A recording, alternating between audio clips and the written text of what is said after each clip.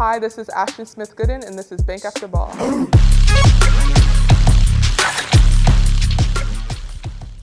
This is Bank After Ball. This show was created to talk about athletes' journeys on and off the field in the world of business, entrepreneurialism, and finance.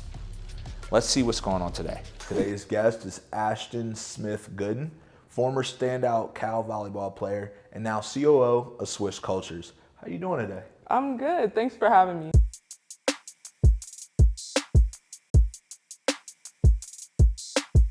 So let's talk about Cal and how was your experience there and why did you even pick Cal? So actually how I got into playing volleyball at Cal Berkeley, I started playing volleyball when I was around 14 years old. And so I was like a freshman in high school. And to be honest with you, I sucked when I first started. I couldn't serve over the net. I was pure trash. So I was just training so much, and my family were my biggest supporters. Then a year later, I ended up getting a lot of scholarship offers around 15, my sophomore year. And I know you're a UCLA guy, right? So UCLA was originally my dream school, but I didn't get offered quite yet. So yeah, I know. So I went to visit Cal, and I loved what they had to offer. And my role model, Tara Murray, which is actually I'm still really close with her to this day. Marcus Simeon's wife. He plays for Toronto. He plays in Toronto. But yeah, she was a mentor of mine, and I, kind of fell in love with what Cal had to offer. So I ended up committing at 15, and everything kind of started from that point on. Okay, so let's talk about at what point at Cal did you realize hey, I don't want to go pro in this sport. I want to start, jumping into my own experiences and starting my own business and things like that. Mm-hmm. Can you tell us a little bit more about that? Yeah, absolutely. To keep it real with you, I knew before I even got to Cal that I didn't want to go pro. I wanted to use Cal as leverage for me to gain an education, be able to, play a sport that I really loved at the time, and just get to, enjoy that whole college experience that a lot of people are not able to, really fulfill. So I knew from the jump that I wasn't going to play pro. So when I was there at Cal, I wanted to venture out and kind of, test the waters with different activities, different, things that the school had to offer. At first, you know how it is. When you get onto the campus, your athletics, school, repeat, it's a job. Absolutely. And, it's strict, your schedule's strict. But once I started talking to my mom and my family, I realized I need to start doing way more than that, start doing a little more extracurricular stuff so I can get that full experience. And so that's what kind of gave me the idea once I hit my junior year, was to start the Black Student Athlete Committee with 3 of my other co-founders.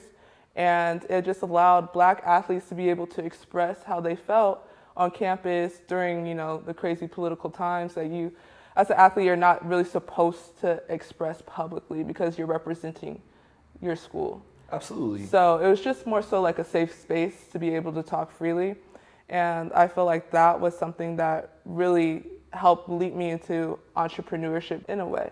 But let's go back to Cal, right? Mm-hmm. Was there programs or mentorship or any of those type of things at Cal that helped you make that transition a little bit quicker or easier for you? I think now it's a lot better. I would suggest that, colleges really hone down, it should be a part of the athlete's everyday schedule, or at least weekly schedule of helping them prepare for the outside world.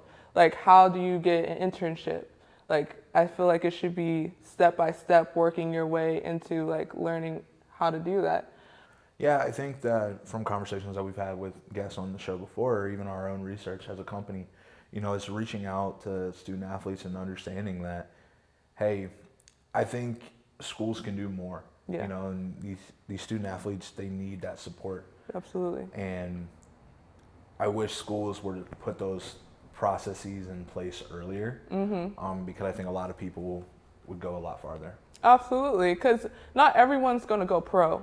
There's only a select few, a handful that are going to go pro, that are going to stay pro. Because you got to realize, like, a lot of people that play professional, you don't know how long their span is. And usually they end up going down the entrepreneurship route. You know, it's hard to go into, like, the workforce after you go, like, you're playing professionally. Absolutely. Like, that transition is wild, and no one's going to teach you how to do that. You got to learn that on your own.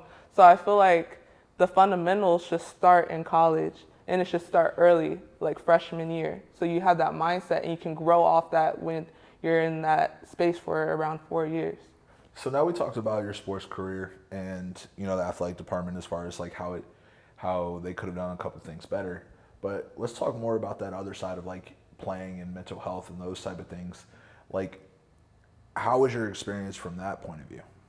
No, that's a great question, actually. So I tore my meniscus 3 times, and coming into Cal, I was ranked number 5 in the nation.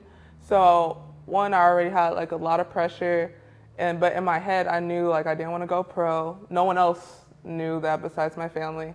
And I'm a homebody, type 1 diabetic. Like, I had all this different stuff that I was dealing with entering school.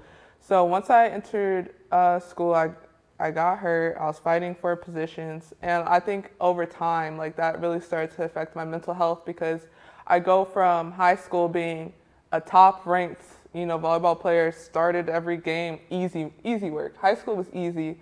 Going to college, facing girls that are 6'9", you know, it's just a whole different dynamic. So that started affecting like my mental, and just being able to, you know, find the love that I had for the game. And another element to it, which I'm like a super advocate for, is that I was a Black woman in a white space. And a lot of people don't talk about that. So I love to have that conversation, because it's true. You know, the culture is a little different. You know, you deal with certain things that your teammates may not understand. So you don't have that space to talk to your teammate all the time, saying like, hey, this is what's happening outside of the gym and it's affecting me. Like, I kind of had to deal with that on my own, or wait until after practice in order to call my family that's in Southern California. So it's so many different things that I feel like can help athletes once this conversation is more put out there. So now the higher ups can, you know, bring in therapists, bring in people like counseling, team counseling, being able to have open conversations with your coaches without feeling like this may affect my playing time, because they're seeing how I'm acting in practice, but everything else is affecting me. I just need to have that open conversation. So there's a lot, you know, mental health is like so compacted with different subcategories. It could go on forever. So we've touched on NIL, we've touched on all these other things. So let's jump into Swish Cultures, right? Yeah. So give us a story of how you guys started Swish Cultures. Yes. So Swish Cultures is basically showing the whole culture of basketball, which is kind of self-explanatory. Our goal is to make basketball equitable amongst all, you know, levels. So NBA, WNBA, overseas, G League, college, high school. So our goal is to be able to have coverage over all of those sublets, and not just NBA that you see all the time. So we want to be able to have coverage equally amongst all those. It originally started when my brother played overseas, and he had this daydream about creating a platform where overseas athletes were being highlighted, because we back home, we couldn't see anything that was happening over there. We had to just trust his word or find this like random website that like had his game, which was super difficult. But he had this daydream about providing this platform, and he called his teammate up, Anthony Goods, and was like, yo, this is what I'm thinking. And Ant was like, I'm totally down for that. So they started creating highlights for overseas athletes and like their teams for themselves, and just started putting it on Instagram. And then how I got involved was being the typical little sister. I was like, oh, I want to do it. I want to do what he does, you know? And so I picked up a camera in college my senior year, and I was like, okay, I'm gonna start messing around with it, film some like the basketball games, try to get like the same aesthetic as my brother was. And then, you know, I was like starting to get good. I was editing it up, and it was just like a really good experience. So let's talk about more of the business of what Swish Cultures is, right? Gotcha. So where do you guys see yourselves going right now? We see it as being one of the biggest basketball platforms out there. So if you want to see someone internationally, we got you. You want to see someone in the G League, we got you. Anything that you want to see basketball related, Swish Cultures is where you'll be able to find that. And that's our overall goal. But what sets you guys apart from, let's say, a House of Highlights or an ESPN? Is honestly the relationships that we've developed with the players, because we are actually on the court with them, if that makes sense. Like, we're filming them directly, we're editing their stuff. We have that dialogue with them because we want to make sure that it's a safe space that we're creating. A lot of people don't know, it's like we care about the athlete first and then the content second. Okay. Because as athletes ourselves, we know how it feels if something was put out on us that we didn't feel comfortable. It's that gotcha. Yeah, and everything shouldn't be clickbait. It should be to help promote the athlete at the end of the day. And to be honest, what Swish has done for a lot of players is that we have created job opportunities for a lot of these guys, to which they're able to, provide for their families or just have a better living. And I think that's what's so fulfilling, is that we're creating substance to the players as well as creating great content for the fans. So what's the biggest piece of advice you would give any athlete coming out right now? I would say to find a hobby that you like outside of sports. Find something that you're really passionate about that is going to stay with you when you don't have sports anymore, because there's going to be a time where you're either too old, you might get injured, you may never know, there's endless possibilities, but you want to have an outlet where you can go to that's still really fun, and you might be able to even turn that into a business like how we did. We're honestly just doing this for fun, and absolutely, and it blew up. God bless. But that's the advice that I would give to any athlete. In this next segment, we have bullish or bearish. Bullish implies it's going up, bearish implies it's going down. Let's see what they think. All right, you're on the clock now. You ready?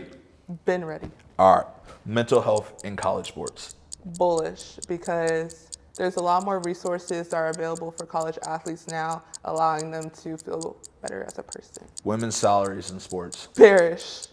I think everyone knows why. It's not even comparable to men. So. Brand partnerships. Bullish and bearish. Bullish because so far it's been really great for us. Bearish because maybe others that don't have a huge brand name might have to produce more and receive less. Swish Cultures.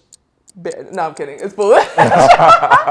Bullish, Swish. We gotta keep it smooth and rocking. It's only up from here.